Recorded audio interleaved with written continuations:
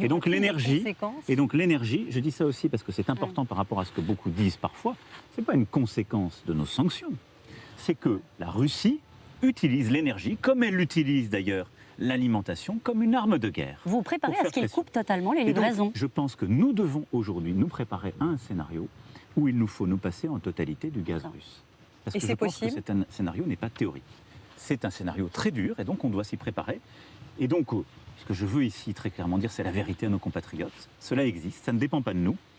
Et je pense que ce risque, ce choix que la Russie peut faire, il est probable. Et donc, quid face des à conséquences ça, pour les particuliers et pour les entreprises. Mobilisation générale. Les entreprises, donc, les particuliers. D'abord les États. Années 70. Non, d'abord les États.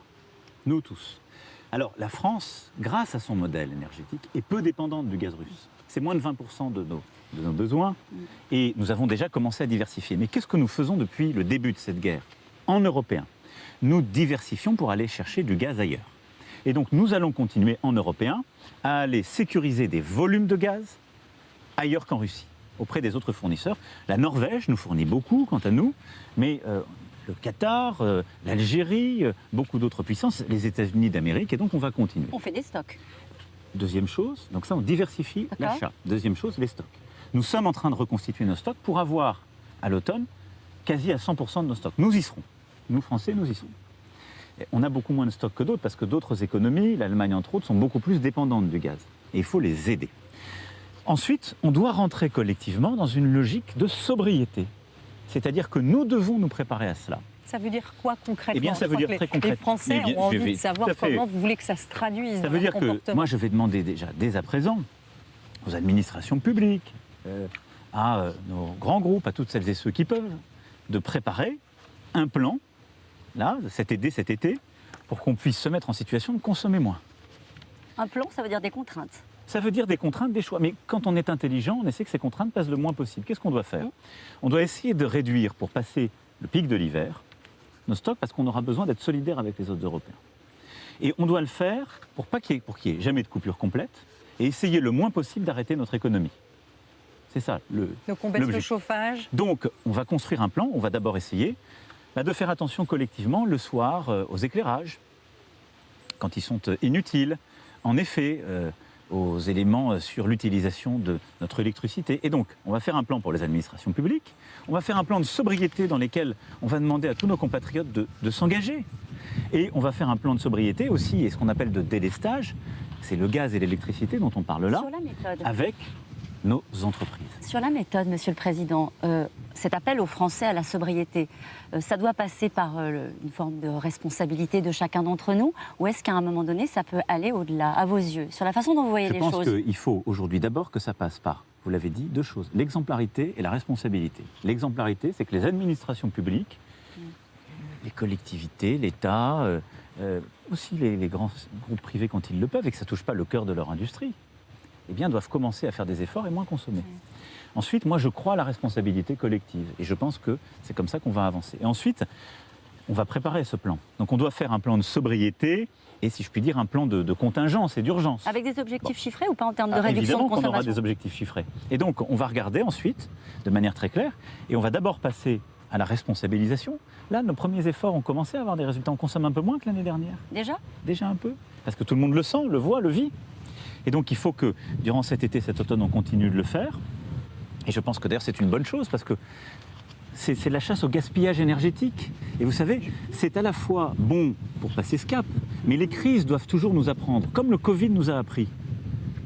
C'est très bon pour le climat et l'indépendance. Justement, c'est la même bataille. Est-ce que ça la sobriété est une partie de notre stratégie. Est-ce que ça n'est pas une opportunité pour mettre vraiment un coup d'accélérateur sur la transition énergétique? Au-delà de la crise énergétique, il y a aussi les incendies qu'on est en train de voir dans le sud de la France, en Gironde.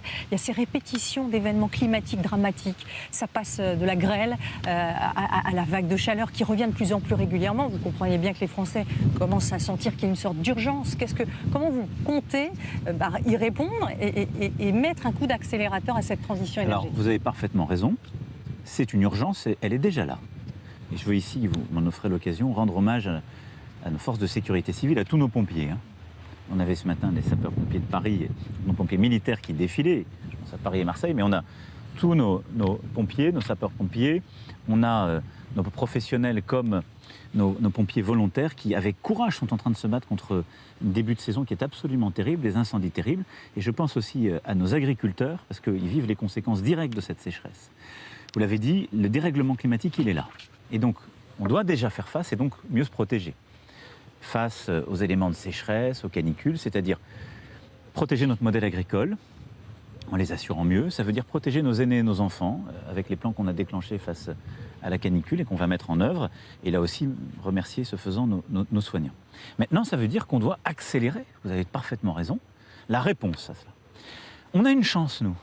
On a un modèle énergétique qui ne dépend pas autant que les autres de ce qu'on appelle les énergies fossiles, le charbon, le gaz, le pétrole. Mais on en dépend pour souvent se déplacer, surtout du pétrole, et on en dépend un peu pour produire de l'électricité et se chauffer. Qu'est-ce qu'on doit faire? On doit accélérer sur l'énergie 3 choses. La sobriété, c'est pour ça que je dis que cette crise est une opportunité. Ça se traduit comment? Est-ce que vous imaginez, par exemple, comme on l'a déjà fait, de baisser la vitesse sur les routes à 90 km/h, même sur les autoroutes, comme on l'a fait dans les années 70? Je pense que les gens ont besoin d'exemples concrets pour bien comprendre les exemples concrets, je pense que déjà, il faut qu'on arrive, quand on regarde moins consommer, c'est organiser différemment nos vies pour lisser les pics. Ce qui consomme beaucoup, c'est quand on a des pics et qu'on fait tourner toutes les machines et le matin et le soir.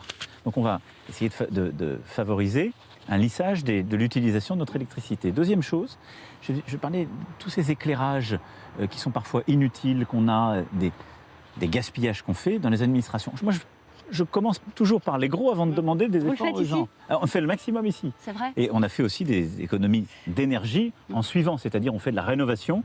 Et vous verrez d'ailleurs aussi dans ce parc, peut-être dans quelques mois, des trous qui seront faits parce qu'on va se chauffer aussi avec des systèmes de géothermie. Première chose, sobriété. Deuxième chose, développer le renouvelable.